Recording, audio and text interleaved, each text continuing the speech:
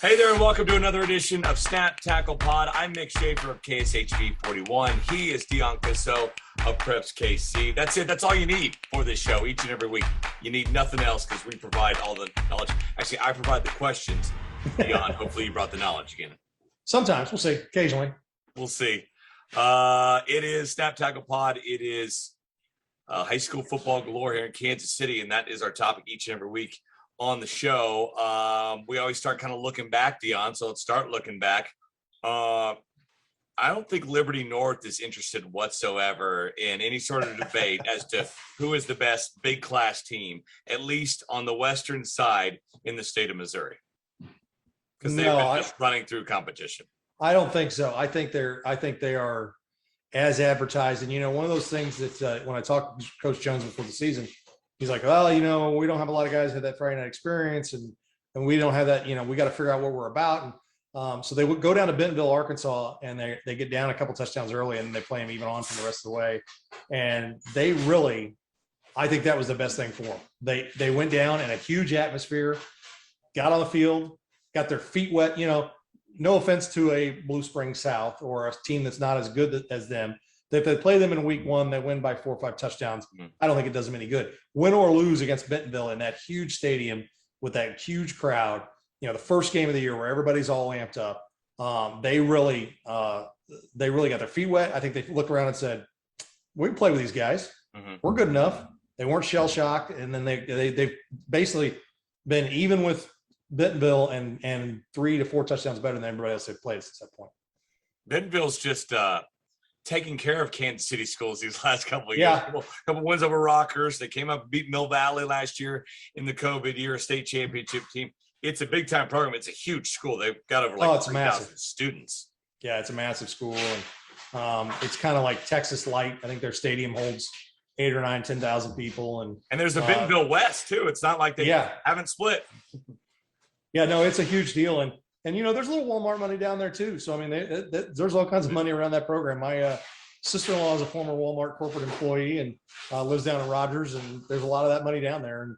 And they really got it going at Bentonville. And that's one of those things. And somebody on Facebook asked me, like, why Kansas City playing all these teams? And I'm like, well, when Rockhurst or CBC or some of these teams that are really good, they have a hard time getting games. And so they're willing to come up here and play. And I think, places like Liberty North and Rockhurst and Mill Valley. And I think Blue Springs played them 4 years ago, I think, or played Rogers, one of the two of them down there. And it gave them a chance to kind of see, what you can measure yourself up. There's nothing better than going and playing somebody that's good, that you probably feel like you could play with and that you won't ever see again. And you're going to learn from them too. I think some of the best programs in Kansas City aren't afraid of a loss.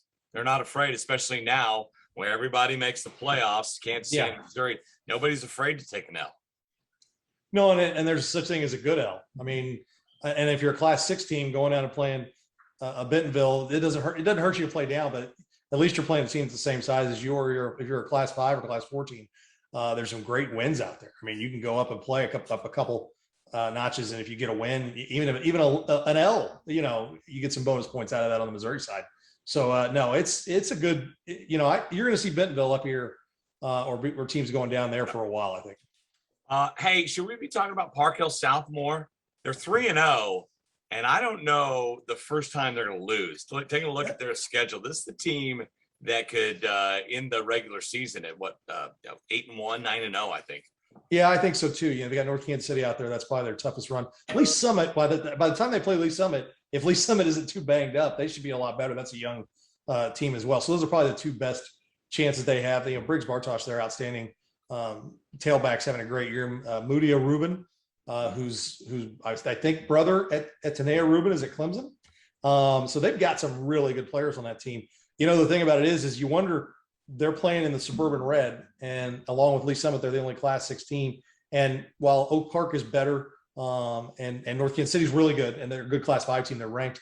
You don't know if that week in, week out is going to have them ready to go when they get into that Class 6 setup. So no, it's definitely going to be interesting to see how they come out of that. They're in the same district with Liberty and Liberty North. So it's going to be fun. And Park Hill, who's 2-1, quietly 2-1.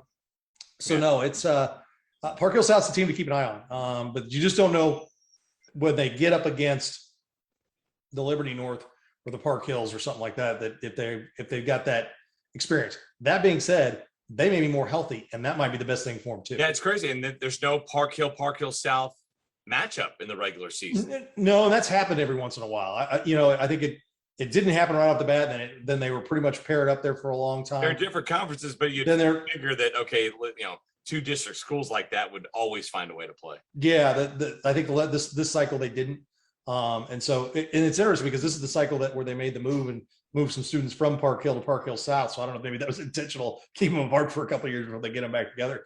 But no, I don't know what the suburban conference is going to do, because there's 10 schools now, I think it's 10 schools that are in Class 6, and I don't think they want a 10-team conference. Yeah. And you got Excelsior Springs coming in next year, and that'll push somebody up. And so I'm not sure. Who knows if we don't build any schools over here, and the Lee Summits and the Staley's only one away, they're coming too. And if we keep bumping teams up, they're going to have to do some things. They're going to be 2 maybe Class 6 conferences in the suburban conference before it's all said and done. No, good point. Hey, Rockhurst has an 0-3 next to its name. They played some great competition. We talked about Bentonville, but that's just weird seeing an 0-3 next to Rockhurst and next to Kelly Donahoe's name. Well, and they probably had a good chance to win that Park Hill game. That one got away from them. They went for 2, got held up short. So that was kind of a coin toss game that didn't go their way. And they were winning at Ray Peck, and Ray Peck kind of blitzed them in the second half and scored 20 unanswered and scored in the last minute. So, you look at it, you go, oh, they could easily be 2-1, but they're 0-3. That's a team that a lot of their talent are sophomores and freshmen and juniors. They've got a ton of really good freshmen. So they really are a team that's probably going to be better at the end of the season, but probably is looking more towards next year or the year after. Gotcha. Hey, over on the Kansas side, should we be circling October 8th? Blue Valley North and Blue Valley Northwest. That date, it seems like they're on just a collision course in the EKL for each other. Yeah, I think so. I think it's definitely a game you want to keep an eye on. Northwest and North are really both just dominating right now, and it's one of those things that North. Henry Martin always done this from 6 touchdown passes in each of his first 2 games. Really? I joked with 12. Yeah, he's got 12. I joked with John Holmes today for a radio show before we went on the air, and I said, it's a situation where, hey, don't feel bad. You give up 6 in the first week. They give up 6 the next week at Blue Valley West. So he's having an outstanding year. He has, so far 93 points North has put up.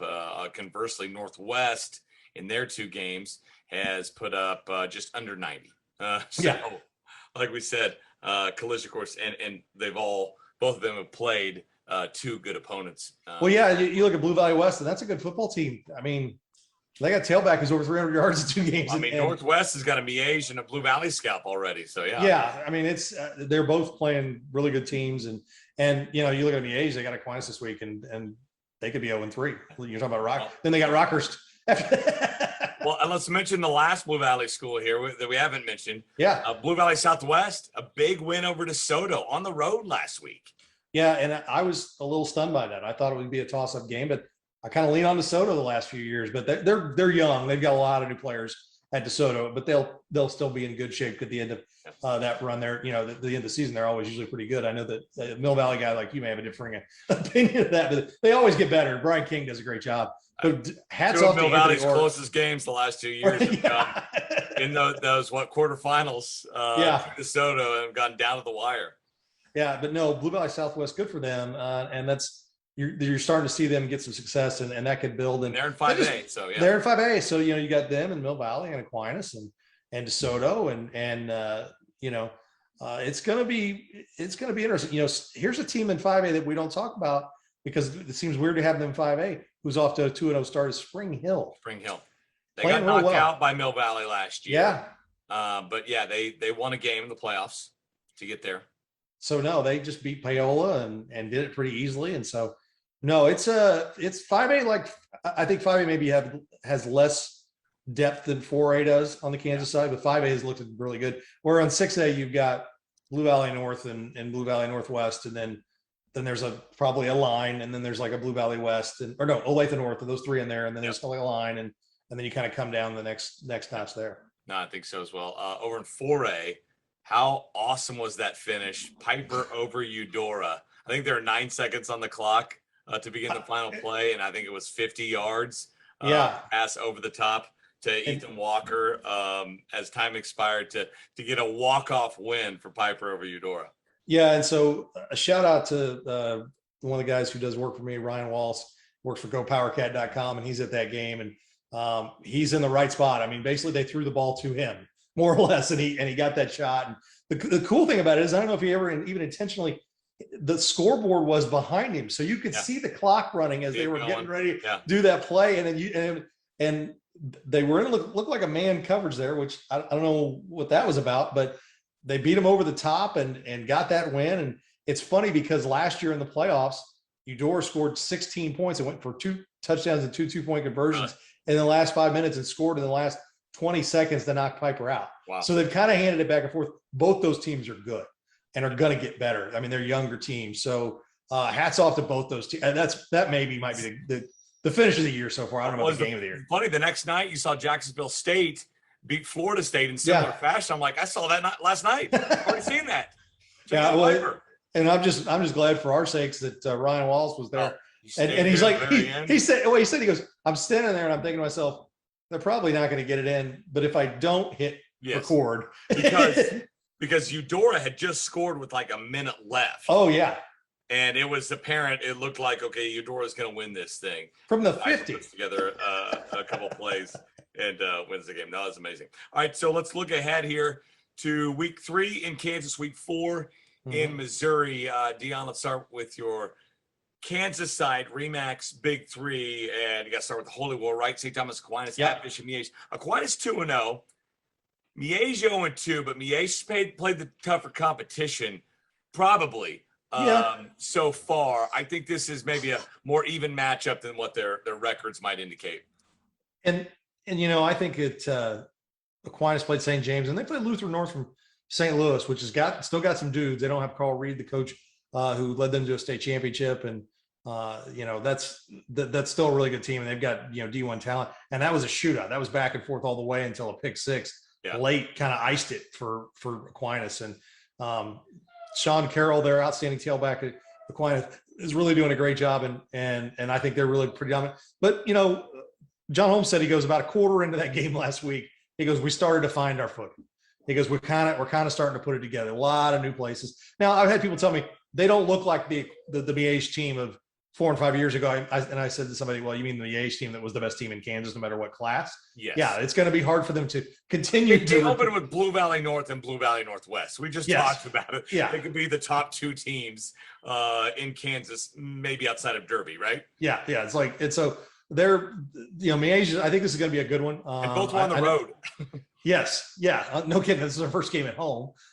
So no, it's I think it said that the first time they played Aquinas at home, and I don't know if they played them 2 years ago. I think they played the game at Aquinas last year. So John said they're ready to go. I like Aquinas in this game just because I think they got a little bit more depth on the offensive and defensive line, but and that that Aquinas defensive line is really good. Even though they bring a lot of people back from a team that was pretty good last year. And they got C on that D line. Yeah, 2 D1 guys. So no, I think it's a good one. No, I agree. Also on the Kansas side, we're going to be looking at Lawrence Free State at Olathe North. Free State's better. They're 2-0. Good couple of wins so far, but North has looked really, really good, Dion. They haven't given up a point, scored over 100 combined. Right. Offensively and defensively. Yeah, and I think the better chance of this is it being a shootout. If Free State kind of want to get into a scoring thing with them and try and score quickly with Jet. Free State's shown they can score, but they're also giving up points as well. Oh yeah, they're giving up some points. So it's good. They're gonna have to get out and maybe get a stop, get a turnover, get a two score lead, and just say, okay, let's go back and forth. And good for Free State. They were winless last year, and that program is not used to that at all. And they bounced back and gotten 2 good wins to start the season. And this is the best test that they've had, and they're definitely going to be challenged. And Olathe North looks really good. I mean, they bring back a lot of players off that team, and this is a group they've been kind of pointing to. And I think maybe if Arlen Bruce had stayed last year, they would have had a shot to beat Blue Valley North. I don't know if they get Derby. I mean, Derby was still by the end of the year last year was back to being Derby. Yeah. And so I don't know if they would have got him, but this group right here that was juniors, and then they had a pretty good senior class, or a pretty good group of seniors. I think this junior class that became seniors has a little more depth to it, and they like it a lot. Jet Deneen, the quarterback at Free State, he's back. I see his brothers all over on Saturdays at KU and K State playing. Of course, the oldest Deneen, Joe, graduated from KU and played a little bit in the NFL. So the fourth of those Deneen brothers. I thought we'd be done with him. I think this is probably the last one. I think isn't it? Free State wants the family to keep procreating, right? Yes, Really definitely good for the Firebirds. The last year, DeSoto at Baser Linwood as well. It's I like that nice kind of smaller school matchup. 5A against.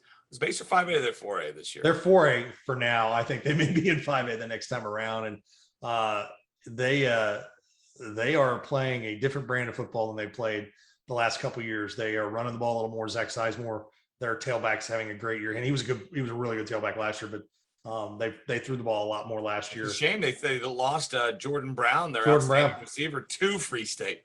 Well, and here's the thing about them last year, and if all you do is go look at the scores. 40 something to 50 something, 35 to 45. Their defense was really young last year, but that meant they brought 9 of them back, and now they're giving up like 2 scores a game. And Leavenworth's got 19 total points they've given up. Yeah, and Leavenworth's got a good offense.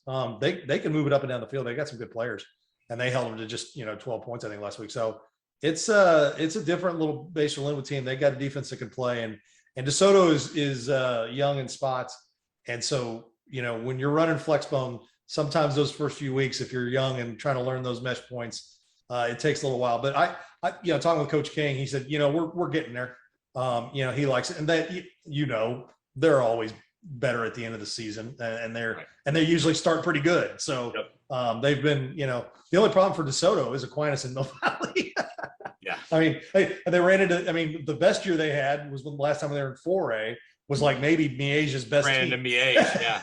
It got maybe their best team ever. I think DeSoto was like the only team to lead Miège that season at all. I think let them late in the second quarter, and Miège just said, "Okay, we're gonna go ahead." And they didn't like that feeling. No, and that was Carter Putz and Jafar Armstrong, and just loaded for bear. And that DeSoto team was a year that Weber was on that team. Yeah, I think that year if DeSoto was in 5A, they may have had a better shot than they did in 4A. So no, that's a good game. It's a fun game. That United Kansas Conference is slowly becoming is a good 5A league. Yeah.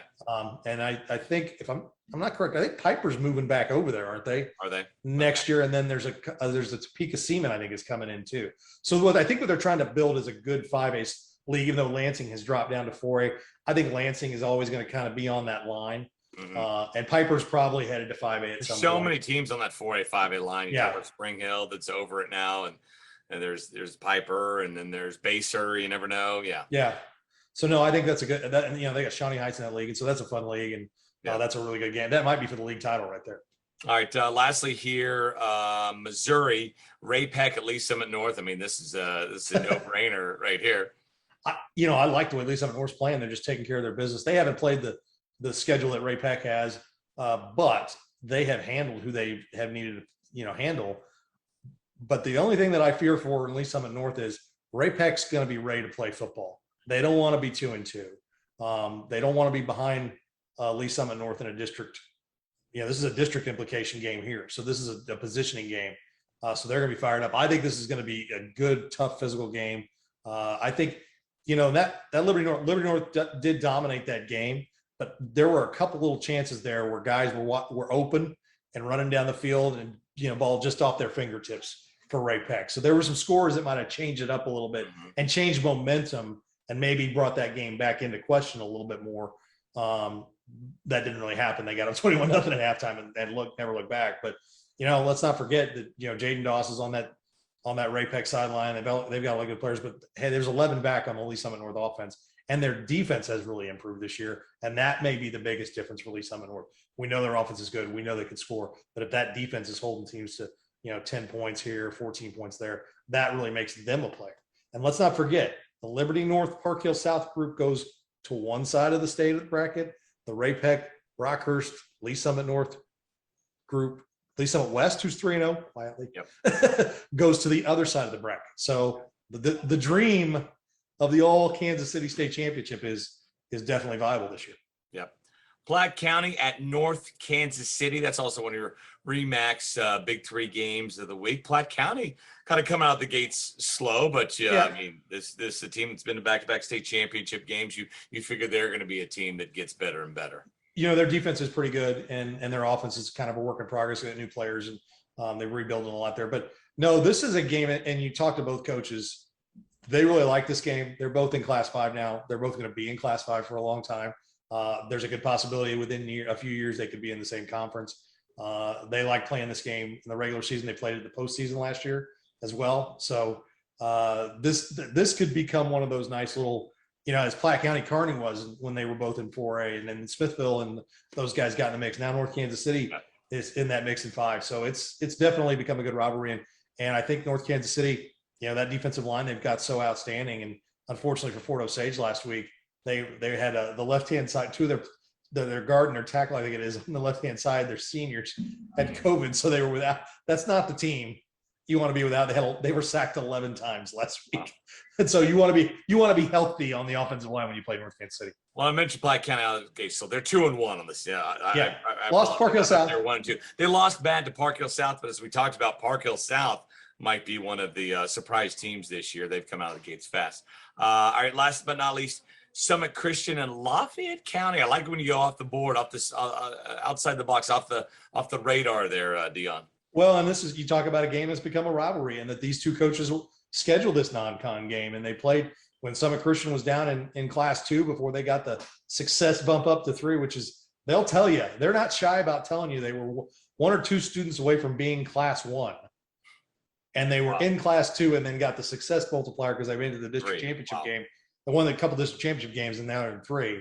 And they've been in, you know, back-to-back quarterfinals. They were in quarterfinal in Class 2, and then they were in quarterfinal in Class 3 when they won Odessa. They beat Odessa, not beat Odessa, but Odessa had to step out last year. So no, Lafayette County's much improved this year. And they were a good team last year. They lost to Penny, Class 1 Penny in the first week of the season. I think you're going to find that there's no shame in that. Penny is good enough to win a state title in Class 1. And for those of you who don't remember, in the middle of the last decade, Penny, or the early part of the last decade, Penny did hey, we're going to win one in Class 2. Oh, wait, we're in Class 2 this year. Oh, we're going to win one in Class 1. Oh, we're going to get bumped up to Class 2. Oh, we're going to win it up there too. Wow. They've done one of those things, which is not easy to do. Bump up a class and go get dominant. And they've had some great players like a Kellen Overstreet. So Lafayette County's one loss to them, and they were leading that game late and got beat by 1 score. And Summit Christian is just taking care of their business. Yeah. And they've really handled it. And this is a fun game for both these teams. Speaking of fun games, Odessa at Oak Grove. That's our game of the week on KSHB 41 Sports. We're going to be out there. Mackenzie Nelson will be live at 6 o'clock, and then turn post-game reaction for the 10. I mean, Class 3 Missouri they're just some powerhouses, it seems like. And it probably led by, if not Blair Oaks, Odessa, who's still on a 27-game win streak. Yeah. Do the Panthers have enough to stay up with the Bulldogs? The Panthers need to find a way to stop teams from getting in the end zone. They've given up 112 points in the last 2 games. Yeah. To Richmond and to Center. Odessa, so its chops. Odessa, and they're going to run right at them. And Odessa definitely is a team that winning streak is long, and the regular season winning streak goes back to the start of the 2018 season. They have not lost a regular season game since 2017. So amazing. Yeah, they're pretty dominant, and that's a great game. It's always a good rivalry. If Oak Grove can score, they scored 40 last week on Center. They can run the ball, but this is definitely going to be their biggest test. They're coming off games with Richmond and Center. So I mean, that says a lot about Odessa right there. Yeah, absolutely. All right, that'll do it for this edition of Snap Tackle Pod. Dion's going to be probably in that chair. He's the guy in the chair. Yes. On Friday nights, updating all the schools. So check out I Love It at Halftime. Checking out, oh man, I can't believe Blue Valley West is winning, or Aquinas is down, and all that stuff. And seeing the scores from across the state, they're pretty much up to the minute scores, updated by PrepsKC. Check out our highlights at 10 o'clock on our Under the Lights show. 15 minutes every single Friday night from 10:15 to 10:30.